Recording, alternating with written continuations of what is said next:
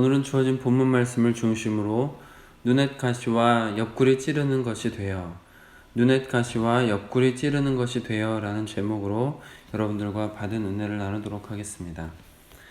오늘 말씀은 어제 나누었던 것과 같이 민수기 33장은 하나님께서 모세에게 명령하셔서 모세가 그동안의 여정을 기록한 내용이 담겨져 있는 것을 볼 수가 있습니다. 오늘 말씀에서 40절부터 49절까지는 그동안 이스라엘 백성들의 이동 경로가 자세히 적혀져 있습니다. 그리고 그들의 마지막 진영의 위치는 48절에서 밝히고 있는 것처럼 여리고 맞은편 요단 강가 모압 평지에 진영이 세워졌다라는 것을 볼 수가 있습니다. 그리고 그곳에서 하나님께서 모세에게 명령하셨습니다. 52절 이하에 나오는 명령인데요. 가나안 땅에 들어가거든 그 땅의 원주민을 너희 앞에서 다 몰아내고 또 그 새긴 석상과 부어 만든 우상을 다 깨뜨리고 산당을 다 헐고 그 땅을 점령하여 거기 거주하라. 그리고 거주할 때에 종족을 따라 제비를 뽑아서 땅을 나누어 주어라 라고 하나님께서 명령하신 것을 볼 수가 있습니다. 그런데 하나님께서 중요하게 주신 명령, 조금 더 힘이 실리고 있는 명령을 52절에서 볼 수가 있습니다. 그 땅의 원주민을 너희 앞에서 다 몰아내고 그 새긴 석상과 부어 만든 우상을 다 깨뜨리며 산당을 다 헐고 라고 명령하신 것이죠. 왜 이 명령이 더 비중이 있느냐 하면 이 명령을 지키지 않을 때에 대한 경고도 하나님께서 하셨기 때문에 그렇습니다. 55절 말씀입니다. 너희가 만일 그 땅의 원주민을 너희 앞에서 몰아내지 아니하면 너희가 남겨둔 자들이 너희의 눈의 가시와 너희의 옆구리에 찌르는 것이 되어 너희가 거주하는 땅에서 너희를 괴롭게 할 것이요.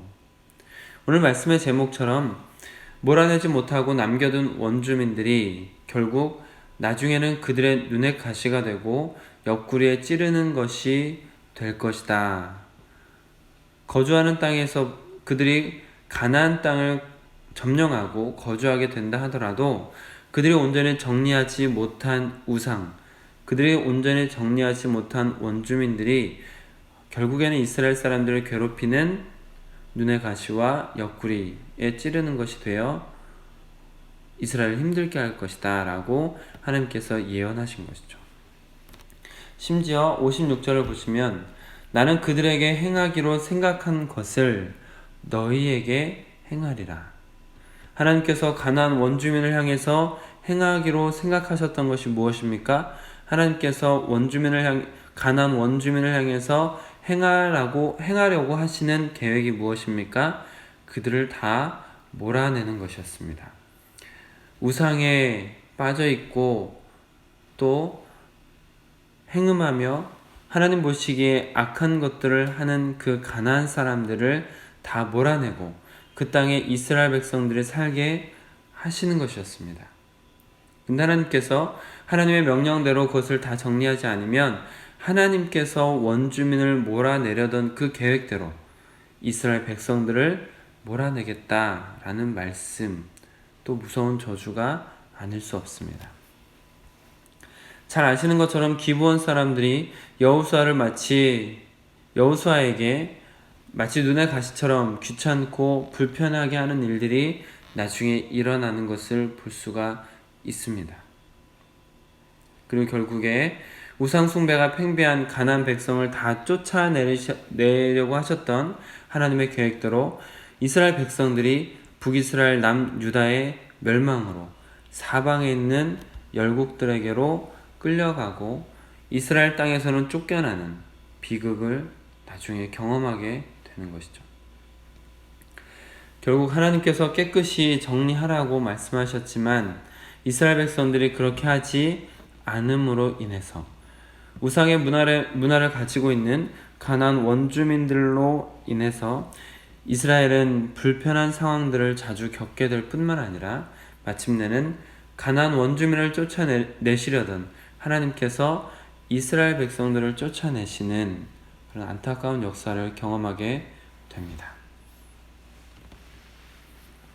우리도 신앙생활을 하다 보면 알면서도 죄를 방관하기도 하고 안 되는 줄 알면서도 범죄함 가운데 있기도 합니다.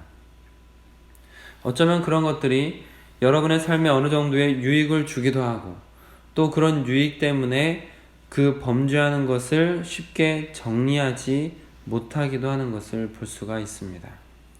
그러나 그것이 잠깐의 유익이 되기도 하지만 하나님께서 원하시지 않는 것은 결국 눈의 가시가 된다라는 것을 기억하시면 좋겠습니다. 여호수아의 가나안 정복 전쟁에서 기본 민족이 그들에게 눈의 가시가 되었던 것처럼 또 솔로몬이 수많은 처와 첩을 두면서 통혼을 통한 평화를 추구했던 것처럼 당장에 유익이 되는 것처럼 보이는 그것들이 결국에는 발목을 붙잡고 눈에 가시가 되고 옆구리에 찌르는 것이 되어 나중에는 처리하기 곤란하고 결국 큰 어려움을 가져오게 된다는 것을 볼 수가 있습니다.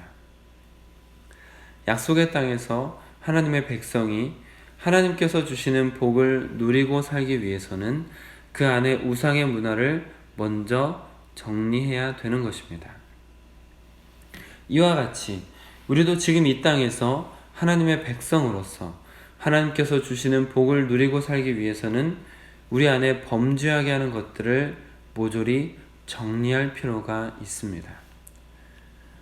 당장의 유익한 것을 생각하며 당장의 유익에 눈이 멀어서 하나님의 백성다움을 잃지 마십시오. 잠깐의 이익을 위해서 더러운 것을 용납하고 죄악과 벗하는 과오를 범하지 않으셨으면 좋겠습니다. 조금 더 멀리 영원이라는 시간을 바라보며 하나님의 약속의 말씀을 붙들고 살며 우리 안에 더러운 죄가 틈타지 않도록 늘 깨어 계시길 주님의 이름으로 축복합니다. 기도하겠습니다.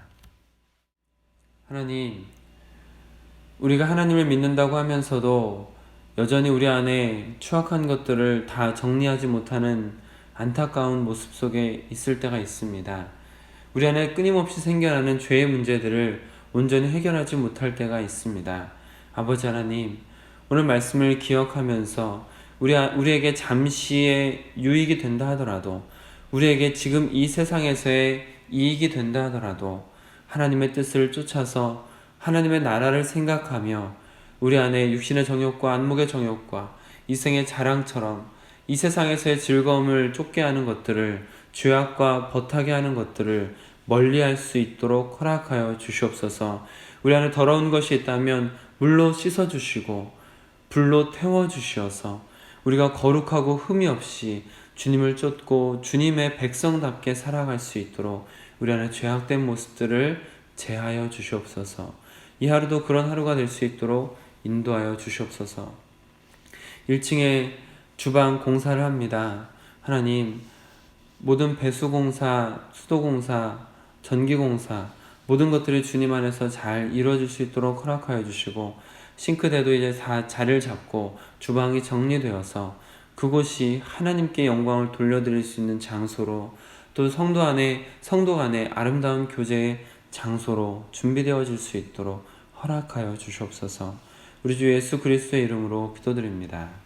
아멘. 개인 기도 시간을 갖도록 하겠습니다.